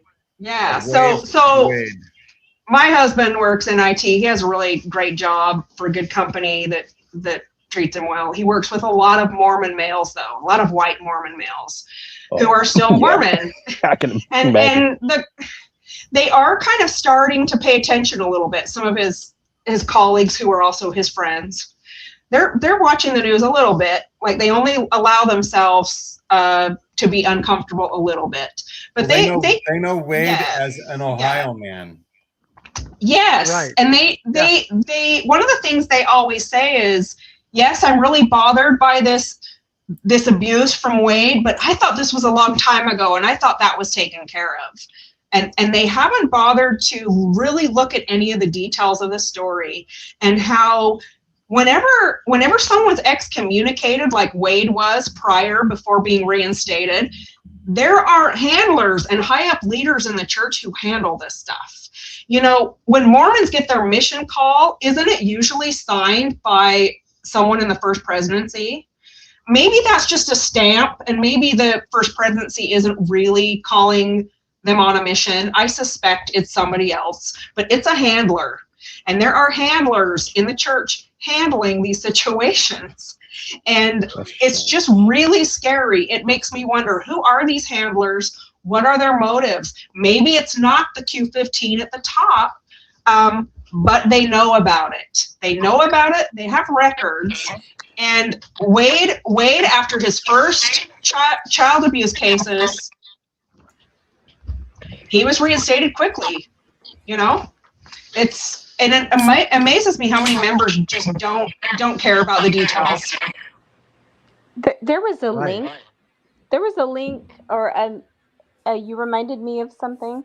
There was a link about how missionaries are chosen, like, and where they're chosen to go, and it's pretty. I don't remember the name of the person with that calling, but it is complex and computerized. I don't know if maybe somebody else recognized. Did somebody else see that link? It was like fairly recent, I feel, and maybe on Reddit. Hmm. No, I'm trying to I'll see if I can. I'll see if I can find it. But they take a look at what languages they speak and their ancestry, and I don't even know all the things that go into the algorithm that narrow that down. Of course, it does need first presidency approval, but I imagine that's just like they're just kind of the final signature. So are you saying that the first presidency doesn't go into the Holy of Holies and let God reveal to them where each missionary goes? I wouldn't have any knowledge of that. I don't know, but I find that unlikely given the number of missionaries. Yeah. I think it's more likely, yep, they have someone who, I hope some prayer goes into the final decision, but I think it's probably more dry than that, and just where they think they're going to be most effective. I think it's probably a bit more business-like than it is spiritually inclined. I have to leave, you guys. I'm going to try to keep watching. Thank you for having me. Nice to see y'all. I love your comments. Great seeing you again, Amy. See you later. Yeah, tell your husband to say hello. Y'all were Thank great you. Tuesday, this past Tuesday. Thanks a lot. Thanks, Amy. Well, you know what? Speaking of I'll that, look for that link. the time has come. Oh yeah, don't go anywhere. Therapy pause, because I wanna ask you a couple of questions. Maybe I know what you're talking about. But we thank all of you for being in the chat. Please come on into the studio for the after show. That's where it gets a little more relaxed. And we let Gene kind of let his hair down. Oh, Gene. Gene is looking at how he's getting himself together. Yeah, if you haven't seen his ponytail, you'll be shocked. Anyway, we thank you all. If you wouldn't mind just hitting the like button and subscribing to this channel as well as Latter Daily Digest. You probably already subscribed with Gene. He has a great number of them, but if you're not, don't wait. Don't wait, because tomorrow may never come. Thank you, Dave, Diamond, Dave, and Chuck, and Gene. Of course, thank you for being my co-host. Thanks After to FIFA, I had to get here, Randy. After watching the World Cup, FIFA World Cup, watching Spain beat Argentina, I had to get here quickly. Yeah, that was quite a match. Oh, thanks. Thanks for making it. And thanks to Amy Green for filling in. We may see her again. So I'm going to sign off unless Gene has something he'd like to cover first. So yeah, I just like to say that our show is like a soccer game, an hour and a half, and maybe 1 or 2 points are scored. What a good wow. My father and I were watching. Any interviews we need to watch out for, Gene? Well, Randy and I are going to do another episode. I don't know if it'll come out maybe this Friday or whatever for me.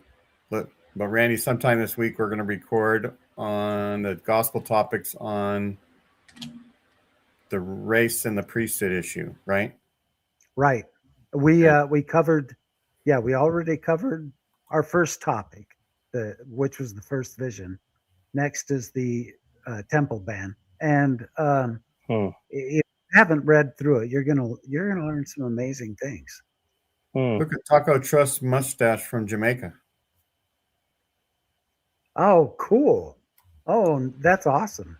Sending love to Jamaica from Mongolia. Have you all had sending Go love ahead. from Spokane, Washington to Jamaica? Have you all had Darren Smith on your show? Well, he almost came on my show. Yeah, Darren, and you know, guess how I became acquainted with Chanel Achenbach through Roland Martin. She was on his Roland Martin Unfiltered right here on YouTube. She was a guest on there, and I reached out to her, and I wanted to hear her story. And now we're Facebook friends. That's how I became acquainted with her through Roland Martin Unfiltered. There you go. She was talking about her life in LDS and how she got out of it.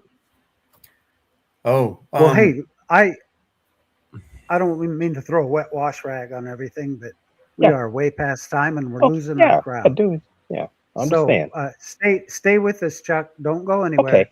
Oh, I'm not Click going the anywhere. StreamYard link. Come hang out with us in the after show, guys. And my folks are fine. My mother's had some rest, and she's been, yeah, no problem. And Randy, who'd you want to talk to? Did they go?